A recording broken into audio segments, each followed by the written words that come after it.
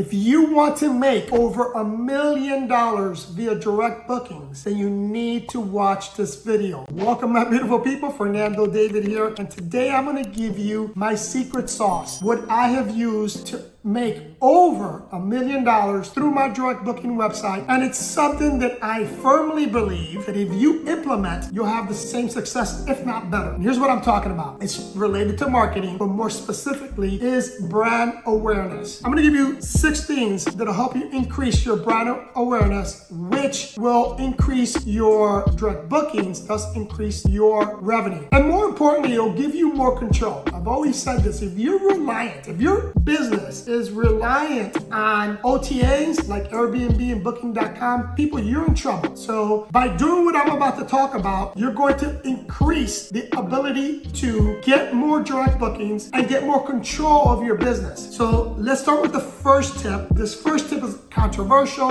You got to be very careful on how you implement this because it can get you into trouble. But what we do and what you should be doing is branding your listings. Now, you need to really read all the policies related to this and each individual platform, but this is how we do it and this is how we found success, right? So for example, let's start with the title of the property. Whatever the title is, we always put at the end by PMI Premium Services. So let's say, for example, if it's named 2-bedroom cottage managed by, or we just put the word by PMI. In the title, it's going to have our name. The next thing is branding our pictures. Now this one, it's the one that I really, if you do what I said on the first one, you're not going to get in trouble because you can name your property whatever you want. Name it and then make sure that the guest understands that it's being managed by you. So that property belongs to you. So if your company is Excellent Homes or Premium Homes, you can write, 3-bedroom house by Premium Homes or whatever the name of the property by whatever the name of your company is. That's easy. The one that's a little bit more challenging is when you watermark your pictures. We don't do a lot of watermarking in our pictures, but we do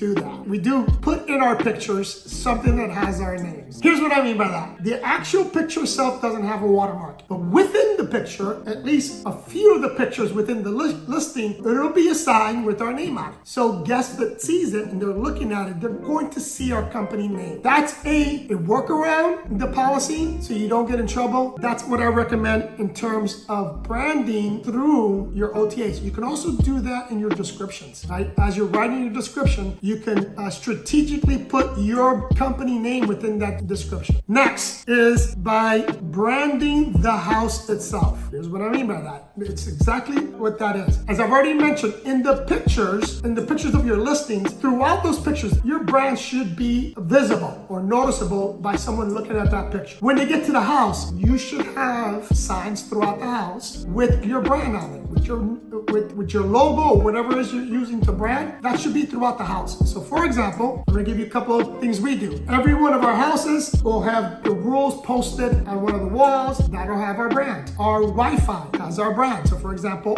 the network of our Wi-Fi has PMI Premium Services. That's the network. So if they're going to go log in, they're going to see our brand. Our wine bottles that we post, I mentioned that we're starting to put labels on it, has our brand. Our coffee cups, some of them have our brand. So those are the things you should be doing in the welcome package as our brand. That's how you brand your business. That's what I refer to when branding your business in-house once the guest checks in. The next is going to be something that I've been harping on, I've been saying, talking a lot about is through social media. When you're branding through social media, the key point to social media is making sure that you add value to someone on your social media. Don't be that guy that's constantly selling on social media. The key word there is social, right? You want to be social, you want to interact with people. The bigger following that you get, the better it is for you and your brand. But you're only going to get that, and that's only going to happen if you're providing value, if you're entertaining, if you're able to capture the potential guest's attention. And if you do that through social media and you do it right, you're going to generate a lot of business. We get a lot of business through social media. Even when we were small, small. We had a small channel. When our following on Instagram was small, we were still getting a lot of business as a result of our social media. And more specifically, and more importantly, we're getting our name out. The next thing is using influencers. Be very careful when you use influencers. Not all influencers are created equal. You should look for someone that's within your niche. We've played around with influencers. We had some great success with influencers, but we made mistakes. And I'm going to tell you what those mistakes are. Number one, it's not aligning ourselves with someone that's going to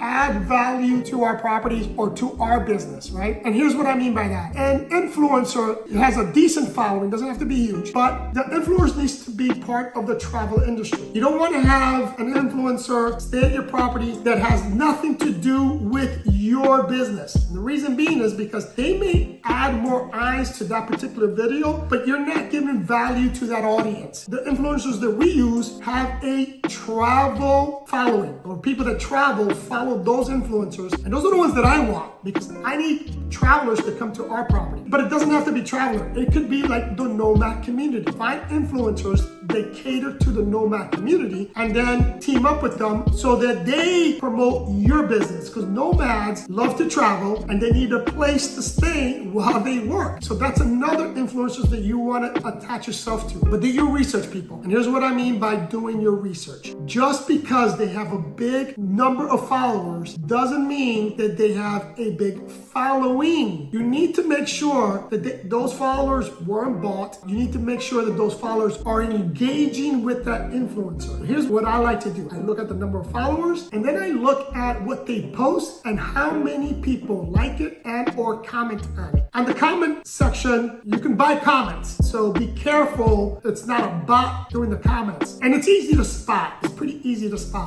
But the point here is that you need to do your research and make sure that when you're engaging with an influencer, that they're truly influencers in your niche. In our case, they're influencing a community that you want to stay in your property. So to be more specific, they're engaging with your customer avatar. The last thing I'm going to talk about is you need to personalize your branding. And here's what I mean by that. You don't want to be all corporate. And how do you personalize things is, for example, when you get an inquiry, you respond to that inquiry, but respond in a warm, empathetic type of way, right? You don't want to sound robotic. You know when someone's being 100% corporate. You know, that's a corporate response. You know, they're cold, they're short. No, engage, interact, get to know your guest. That's how you don't sound corporate, and that's how you personalize your branding. That's huge, people. Very difficult to do when you have a big company because things tend to get corporate,